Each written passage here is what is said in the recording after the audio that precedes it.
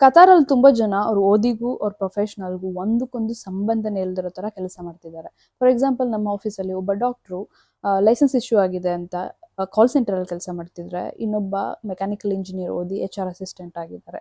ಇನ್ನೊಬ್ರು MBA hold ಮಾಡಿ sales manager ಆಗಿ ಕೆಲಸ ಮಾಡ್ತಿದ್ದಾರೆ. ಒಬ್ಬ ಟೀಚರ್ ಕ್ಯಾಬ್ ಡ್ರೈವರ್ ಆಗಿ ಕೆಲಸ ಮಾಡ್ತಿದ್ದಾರೆ. ಸೊ ಇದ್ರಲ್ಲಿ ನಾವು ಅರ್ಥ ಮಾಡ್ಕೋಬೇಕಾಗಿರೋದು ಏನಂದ್ರೆ, ನಾನು ಅಷ್ಟು ಓದಿದ್ದೀನಿ, ನಾನು ಇಷ್ಟು ಓದಿದ್ದೀನಿ ಅಂದ್ಕೊಂಡು ನನ್ಗೆ ಅದೇ ಕೆಲಸ ಬೇಕು, ಇದೇ ಕೆಲಸ ಬೇಕು ಹಠ ಮಾಡ್ಕೊಂಡು ಕೂತ್ಕೊಂಡು ಅವ್ರ ಮಧ್ಯೆ ನನಗೆ ಒಂದು ಸಂಪಾದನೆ ಮಾಡಬೇಕು, ಯಾವ ಕೆಲಸ ಆದರೂ ಸರಿ ನಾನು ದುಡಿತೀನಿ, ಸಂಪಾದನೆ ಮಾಡ್ತೀನಿ, ನನಗೆ ದುಡ್ಡು ಮಾತ್ರ ಇಂಪಾರ್ಟೆಂಟು ಅಂದ್ಕೊಂಡು ಊರಿಂದ ದೇಶಕ್ಕೆ ಬಿಟ್ಟು ಬೇರೆ ಪ್ರೊಫೆಷ್ನಲ್ನ ಸೆಲೆಕ್ಟ್ ಮಾಡಿಕೊಂಡು ಅದರಲ್ಲಿ ಪಳಗಿ ಅದರಲ್ಲಿ ಕೆಲಸ ಮಾಡಿ ತುಂಬ ಜನ ಜೀವನ ಸಾಗಿಸ್ತಿದ್ದಾರೆ ಇಲ್ಲಿ.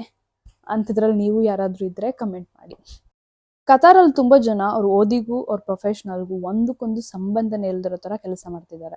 ಫಾರ್ ಎಕ್ಸಾಂಪಲ್ ನಮ್ಮ ಆಫೀಸಲ್ಲಿ ಒಬ್ಬ ಡಾಕ್ಟ್ರು ಲೈಸೆನ್ಸ್ ಇಶ್ಯೂ ಆಗಿದೆ ಅಂತ ಕಾಲ್ ಸೆಂಟರಲ್ಲಿ ಕೆಲಸ ಮಾಡ್ತಿದ್ರೆ, ಇನ್ನೊಬ್ಬ ಮೆಕ್ಯಾನಿಕಲ್ ಇಂಜಿನಿಯರ್ ಓದಿ HR ಅಸಿಸ್ಟೆಂಟ್ ಆಗಿದ್ದಾರೆ.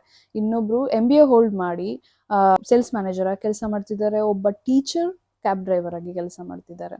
ಸೊ ಇದ್ರಲ್ಲಿ ನಾವು ಅರ್ಥ ಮಾಡ್ಕೋಬೇಕಾಗಿರೋದು ಏನಂದ್ರೆ, ನಾನು ಅಷ್ಟು ಓದಿದ್ದೀನಿ, ನಾನು ಇಷ್ಟು ಓದಿದ್ದೀನಿ ಅಂದ್ಕೊಂಡು ನನ್ಗೆ ಅದೇ ಕೆಲಸ ಬೇಕು, ಇದೇ ಕೆಲಸ ಬೇಕು ಹಠ ಮಾಡ್ಕೊಂಡು ಕೂತ್ಕೊಂಡು ಅವ್ರ ಮಧ್ಯೆ ನನಗೆ ಒಂದು ಸಂಪಾದನೆ ಮಾಡಬೇಕು, ಯಾವ ಕೆಲಸ ಆದರೂ ಸರಿ ನಾನು ದುಡಿತೀನಿ, ಸಂಪಾದನೆ ಮಾಡ್ತೀನಿ, ನನಗೆ ದುಡ್ಡು ಮಾತ್ರ ಇಂಪಾರ್ಟೆಂಟು ಅಂದ್ಕೊಂಡು ಊರಿಂದ ದೇಶಕ್ಕೆ ಬಿಟ್ಟು ಬೇರೆ ಪ್ರೊಫೆಷ್ನಲ್ನ ಸೆಲೆಕ್ಟ್ ಮಾಡಿಕೊಂಡು ಅದರಲ್ಲಿ ಪಳಗಿ ಅದರಲ್ಲಿ ಕೆಲಸ ಮಾಡಿ ತುಂಬ ಜನ ಜೀವನ ಸಾಗಿಸ್ತಿದ್ದಾರೆ ಇಲ್ಲಿ.